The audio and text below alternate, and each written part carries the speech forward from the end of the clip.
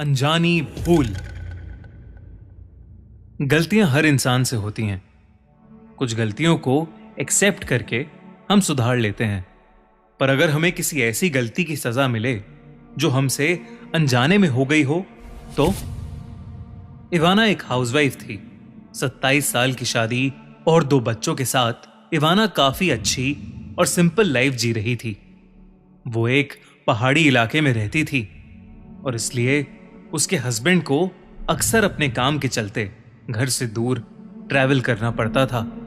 और जब उसके बच्चे बाहर पढ़ने चले गए तो इवाना को रात में अकेले रहने की आदत सी पड़ गई थी। एक रात करीबन 12:30 बजे इवाना के घर की बेल बजी। इवाना थोड़ी सहम गई क्योंकि उसके इलाके में इतनी रात को कभी कोई किसी के घर नहीं जाता था। इवाना घर के मेन डोर तक पहुंचकर गेट की जाली से बाहर देखने लगी, लेकिन गेट के बाहर उसे एक छोटी बच्ची दिखी। उस बच्ची ने फटे पुराने कपड़े पहने हुए थे और उसके बाल बिखरे पड़े थे। उस बच्ची के हाथ में एक प्लास्टिक की खाली बोतल थी। इवाना को इतनी रात में एक छोटी बच्ची का गेट पर आना काफी अजीब लगा, तो इवाना ने बच्ची से पूछा कि वो कौन है और इतनी रात को वो उसके घर पर क्या कर रही है। वो छोटी बच्ची इवाना को पानी की बोतल दिखाकर कहने लगी कि वो प्यासी है और उसे पानी चाहिए। ये कहते ही उस बच्ची ने रोना शुरू कर दिया।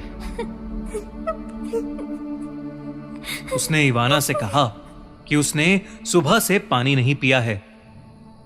एक छोटी बच्ची को रोता देख इवाना को उस पर तरस आ गया। उसने दरवाजे को हल्का सा खोलकर उस बच्ची से पानी की बोतल ली और उसे इंतजार करने को कहकर अंदर पानी भरने चली गई। कुछ ही देर में इवाना पानी की भरी बोतल लेकर वापस आई तो उसने देखा कि गेट पर अब कोई भी नहीं है। इवाना ने गेट से थोड़ा बाहर निकलकर भी देखा, पर उसे वो बच्ची कहीं दिखाई नहीं दी। इवाना वो पानी की बोतल गेट के बाहर छोड़कर ही घर के अंदर आ गई। उसे ये सब अटपटा तो लगा, पर उसे बहुत तेज नींद भी आ रही थी, इसलिए वो फिर से बेड पर जाकर सो गई। रात और गहरी हो चुकी थी और उस पहाड़ी इलाके में एकदम खामोशी छा गई थी। इवाना आराम से सो रही थी, लेकिन फिर उसने एक करवट ली और उसका पैर बेड पर पड़ी किसी चीज पर जा लगा। जब उसकी आंख खुली तो उसके होश ही उड़ गए। उसके बगल में वही फटे कपड़ों और बिखरे बालों वाली छोटी लड़की लेटी हुई थी, जो इवाना को देखकर हंसे जा रही थी। ये देख इवाना का दिल दहल गया और वो घबराहट में चिल्लाती हुई बेड से उठ खड़ी हुई। उसकी चीख सुनते ही वो लड़की वहां से भागकर किचन की ओर चली गई। इवाना को उस लड़की पर बहुत तेज गुस्सा आया कि वो लड़की बिना उसकी इजाजत के उसके घर में कैसे घुस आई। इवाना गुस्से से उसके पीछे पीछे किचन में भागी, लेकिन वहां कोई नहीं था।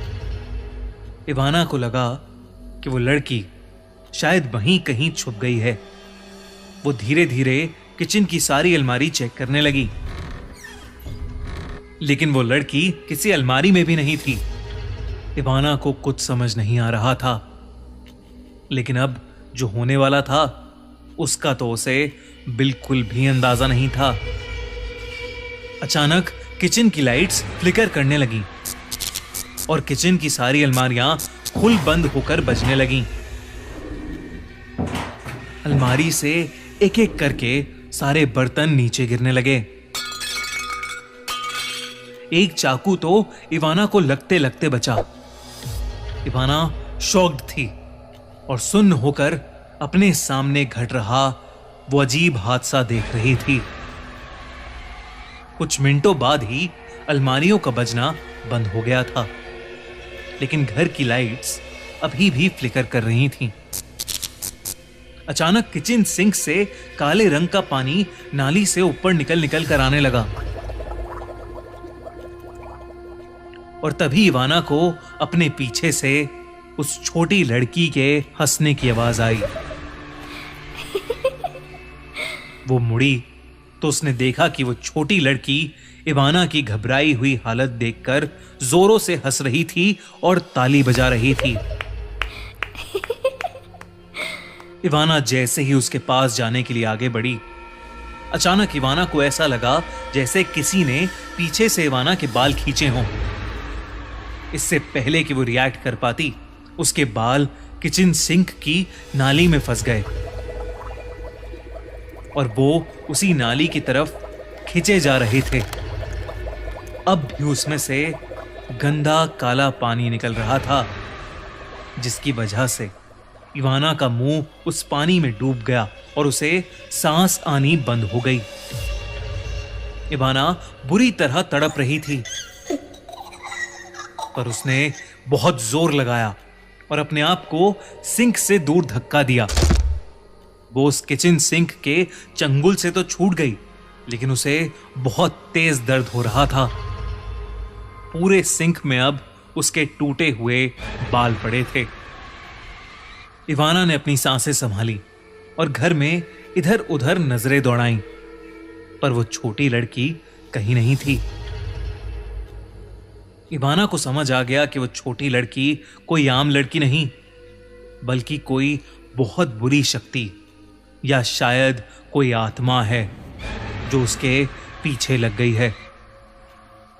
उसने फौरन अपने हस्बैंड को फोन मिलाया और उसे सब कुछ बता दिया। उसके पति ने कहा कि वो मदद के लिए किसी को भेज रहा है, लेकिन तब तक इवाना को फौरन वो घर छोड़कर पड़ोस में चले जाना चाहिए। इवाना उसकी बात से सहमत थी, पर जैसे ही उसने फोन डिस्कनेक्ट किया, वैसे ही घर में उस छोटी लड़की की आवाज गूंजने लगी।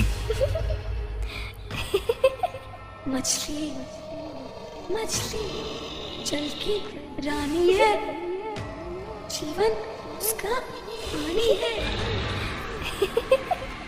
हाथ लगाओगे तो डर जाएगी, बाहर निकालोगे बाहर निकालोगे तो मर जाएगी। और अचानक वो लड़की इवाना के सामने आ गई और उसका गला घोटने लगी। तभी इवाना के दरवाजे की घंटी बजी और जोर से दरवाजे पर खटखट हुई। उसके पड़ोसी उसकी चीखें सुनकर वहां आ चुके थे, पर वो छोटी लड़की अभी भी इवाना का गला घोट रही थी। तभी एक हट्टे कट्टे पड़ोसी ने दरवाजा तोड़ दिया और वो सब अंदर घुस गए और उन्होंने देखा कि इवाना के गले पर लाल निशान है और वो खांसे जा रही है। वो छोटी लड़की पड़ोसियों के अंदर आते ही कहीं गायब हो चुकी थी। इवाना के पड़ोसियों ने उसे पानी पिलाया और उसे शांत कराया।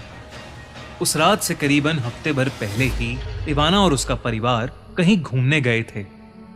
वहां पर घूमते हुए इवाना का पांव जमीन में पड़ी एक अंगूठी के ऊपर पड़ गया था और उसे इवाना घर ले आई थी। इवाना ने देखा कि अगली सुबह वो अंगूठी उसके हाथों से गायब थी। उसे समझ आ गया कि उस लड़की की आत्मा का कनेक्शन उसी अंगूठी से था। इवाना और उसके परिवार ने उसी दिन अपने घर का एग्जॉर्सिज्म यानी शुद्धिकरण करवाया और उस दिन के बाद से इवाना को वो लड़की फिर कभी नहीं दिखी। पर अब इवाना रोज रात को अनजाने में हुई गलतियों की माफी मांग कर सोती है। अगर आपको ये वीडियो अच्छी लगी तो हमारा चैनल खूनी मंडे सब्सक्राइब करना बिल्कुल मत भूलना।